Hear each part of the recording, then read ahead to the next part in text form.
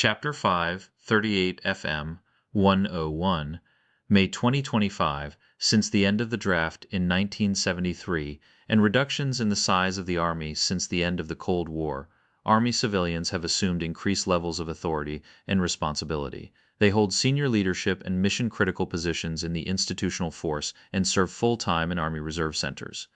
Like soldiers, they swear an oath to support and defend the Constitution and are expected to uphold the Army's values.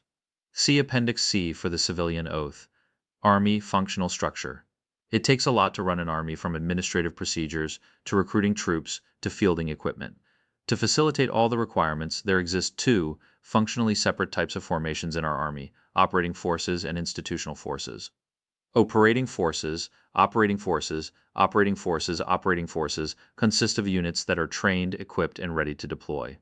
These forces make up about 2/3 of the regular Army and 3/4 of the total Army.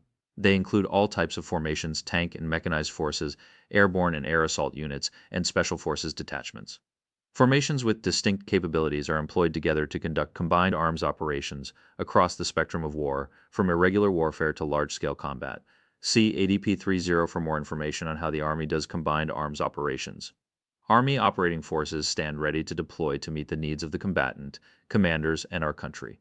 See Title 10 United States Code, Armed Forces, for more information on what the Army is required to provide to the Joint Team.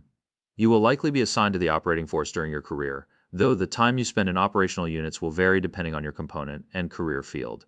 These units are a rewarding place to serve since you get to be where the rubber meets the road. They are also demanding. When you serve in operational forces, you are expected to be mission-ready. Operational units keep our structure R1 May 2025 FM 139 close track of things like equipment maintenance data, training statistics, and how many teammates are non-deployable for some reason or another. While serving in these units, you should also be prepared to spend time away from home for deployments or training, for instance at our Army's Combat Readiness Centers. These centers challenge units with realistic training scenarios against real opposition forces, and they play a key role in ensuring units are trained and certified for deployment. Institutional forces. It is a serious thing to face the enemy in battle. It is also a momentous task to get there. Our troops can't get to the fight without enormous effort from organizations in the rear, so the Army also has institutional forces units with the critical mission of generating, preparing, and sustaining the Army operating forces.